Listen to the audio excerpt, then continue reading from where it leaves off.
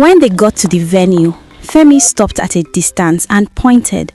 Standing beside the celebrant was Tunde, her fiancé who was supposed to be in the UK.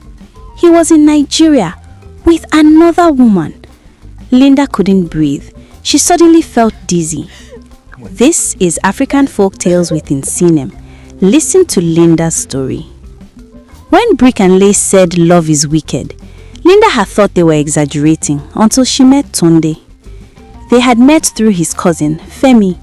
Femi had gone on and on about how handsome and intelligent his cousin was, and Linda had been intrigued. She was open to meeting this Greek god her friend could not stop talking about. Since Femi wouldn't stop raving about his cousin Tunde, when his birthday party came around, Linda was eager to meet the man who seemed too good to be true. In fact, Tunde was handsome. Looking at him, one could even describe him as beautiful, and Linda was immediately captivated. She simply couldn't take her eyes off him, and she couldn't stop smiling at him either. In fact, she told her best friend that she had fallen in love with Tunde at first sight. Her best friend Yvonne was eager to meet this man that had captivated her friend so much, and the day she met him, she understood why. He was not only handsome, he was very caring.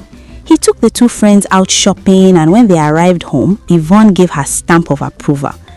"Babe, that guy is a catch," Yvonne exclaimed. But the two friends were going to learn that being a catch could mean anything. In fact, Linda had just caught herself a walking arrow that was going to pierce right through her heart. Tunde had just returned from the UK, where he obtained his master's degree, and he was putting up at his parents' place. Tunde introduced Linda to his parents and siblings, and they all loved her, or so she thought. Linda was living in Lagos State, where she worked as a banker, while Tunde resided with his parents in Ogun State. Luck shined on the cute couple, and Tunde got a job with a multinational company in Lagos State, and the lovebirds moved in together. A year into their relationship, Tunde proposed, and Linda accepted the relationship with open arms. Linda took him to her family, and they all loved him, but not Linda's elder brother. He simply told his sister that Tunde wasn't genuine. "How do you mean?" an anxious Linda asked.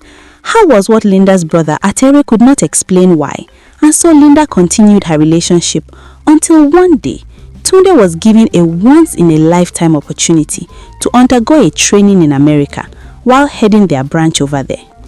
Linda's heart sank as she watched Tunde pack for America. This was the opportunity of a lifetime for him. But what about them? Their wedding plans, their dreams, their life together all seemed to hang in the balance.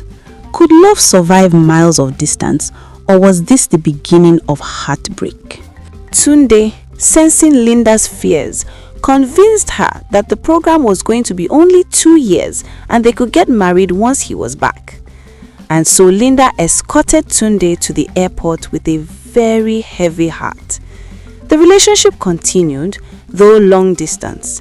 They took full advantage of calls, text messaging, and video calls, everything, until Tunde became too busy.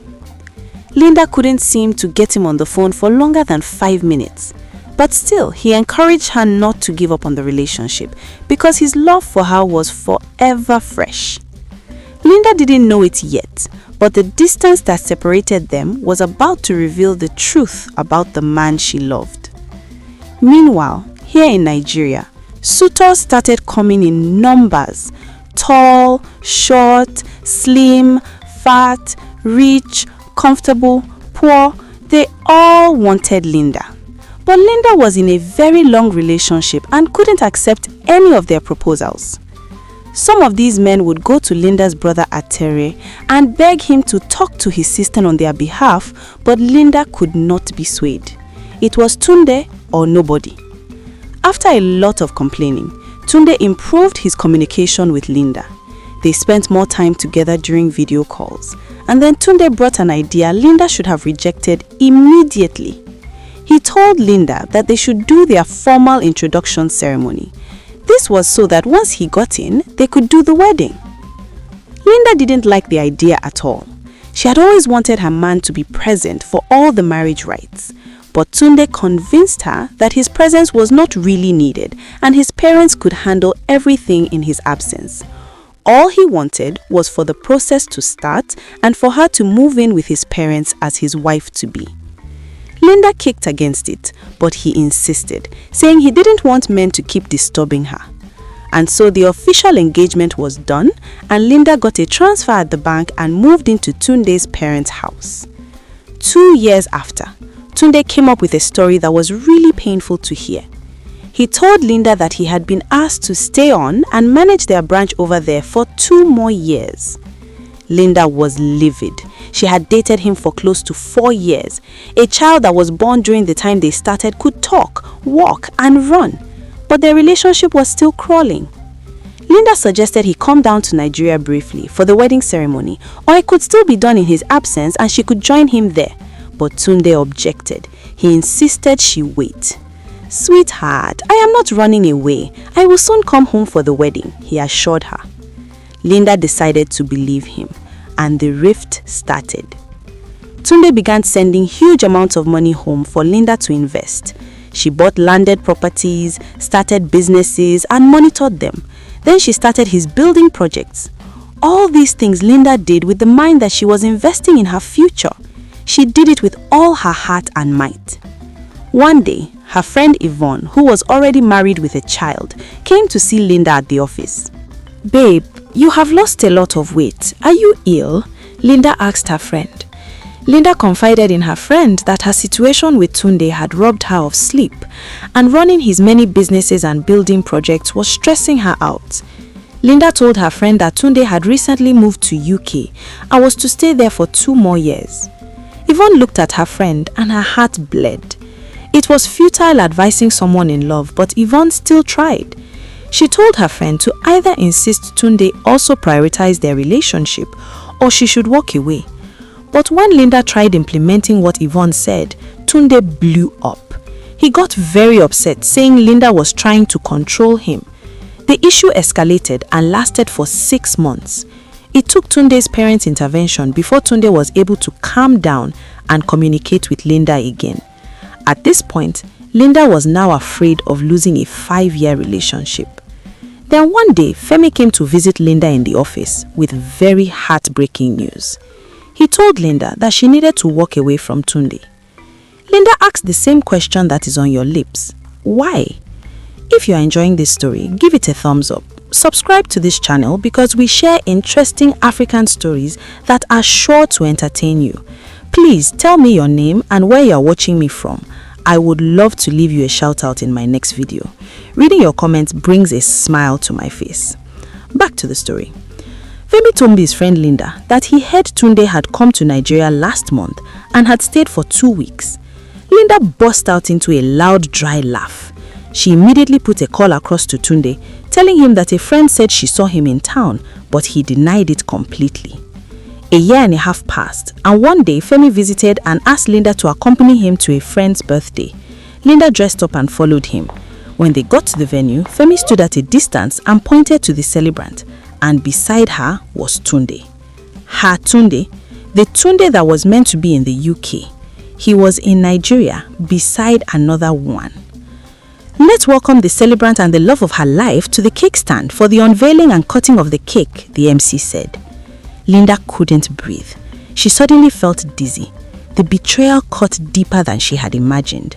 Not only had Tunde deceived her, but the family she had lived with for years, the one she cooked for, cleaned for, and helped in every way she could, had never told her what he was up to. Not a single word, not a single warning. Her heart shattered, not just from Tunde's lies, but from the silence of those she had trusted. Her heart was beating so fast, Linda could almost hear it. Her hands wouldn't stop shaking as Femi held on to her until she felt better. Then he took her to a restaurant. There, Femi opened up to Linda. What Linda was going to hear was going to completely shatter her. Linda, you are my friend, you are my person, and you are a good person. That was why I introduced you to my cousin. I didn't know he was going to hurt you like this. I am so sorry, Femi pleaded. They both sat in silence while tears streamed down Linda's cheeks. I didn't know what Tunde was up to. He kept it from me. It was one of our distant cousins who told me I would be seeing him in a few months when he comes to attend Tunde's traditional marriage. I was stunned. Apparently, he came to celebrate that lady's birthday and take her out of the country, Femi said. Linda listened without saying a word. Her heart kept beating while the sharp pain she felt in her chest spread throughout her entire body. Linda grabbed her chest and whimpered in pain until everything went black. Linda had fainted. She was rushed to the hospital, and there, Femi heard the worst news. Linda had just suffered a heart attack. She was admitted and the treatment started. Linda was so fragile and not responding to treatment. Her doctor asked Femi about Linda's lifestyle before the heart attack. Femi told him everything, what Linda did for work, the stress of managing many businesses, and her recent issues with her fiancé. The doctor listened and took note. After his talk with Femi, he tried a different strategy. He would wheel Linda out to interact with nature, read to Linda every night after getting off his shift, and downloaded motivational audiobooks to play for her. One day, he came to see her crying, and there, Timothy, her doctor, tried yet another strategy. Are you crying because he won, or because he is your creator and decides how your story ends? Are you crying because you lost a manipulative, thoughtless man to another woman, or are you crying because this man truly loved and appreciated you? Or are you crying because you don't love yourself enough to pick yourself up and continue with this life you have been blessed with? Timothy said. Linda kept crying, but the tears meant something else. Linda was ready for a comeback. Timothy's words had pulled two things out of Linda: strength to go on and anger. Slowly but surely, Linda's condition improved, and finally, she was discharged. Linda got an apartment, furnished it, but didn't move in yet. One day, Linda invited her doctor Timothy for a thank you brunch at her new place. Timothy showed up with a friend, Barrister Kim, a petite, beautiful young lady. They all chatted and ate the delicious meal Linda had cooked. A few months after, Femi told his friend Linda that Tunde was in town and that his wedding was in 2 weeks. Linda hired someone to find Tunde because he had not set foot in his father's house. Through all this hide and seek Tunde was playing in Nigeria, he was still talking to Linda every day like the dutiful fiancé. Tunde was chilling in his hotel room when the door rang and he answered. He saw a beautiful young lady. She asked if he was Tunde Bayo and he answered in the affirmative. The lady brought out an envelope and handed it to him. "You have been served," the lady said. Minutes after, the lady walked away and Linda got the news that Tunde had been invited to appear in court. Linda packed her things out of Tunde's parents' house and moved into a rented apartment. Linda's lawyer also copied the customs. Tunde was in a fix. The case went to court and it was a very painful proceeding to sit through. By the time Linda went through the 7-year timeline of their relationship and all she had lost, it was hard for anyone not to sympathize with Linda. The promise of marriage was clear for everyone to see. Tunde knew the case was going to drag on for months or years, so he decided to settle out of court. Linda demanded transfer of ownership of all the properties and businesses she had helped set up and acquire. He agreed. Overnight, Linda became rich. Though it couldn't take the years she had lost waiting for him, she didn't leave empty-handed. A year after, Linda and the medical doctor tied the knot. Linda took advantage of the opportunity IVF gave and had triplets. Life was good. One day, Femi called with really juicy gossip. Tunde's wife had left him in the UK and traveled to Canada with her younger lover. Love should never cost you your health, your dignity, or your sense of self. Anyone who truly loves you will not keep you waiting in the dark while building a life without you. When patience turns into pain, wisdom is knowing when to walk away, and choosing yourself is never a loss. Tell me in the comments, was Linda too patient or just too loyal? At what point would you have walked away? A warm shout out to Carlene watching from St. Kitts and Nevis and Otaivo Gia watching from the UK. Thank you for supporting African Folktales with Insinem. Your comments truly make my day. If you enjoyed this story, I'm sure you will love the next one on your screen right now. Click on it and I'll see you there.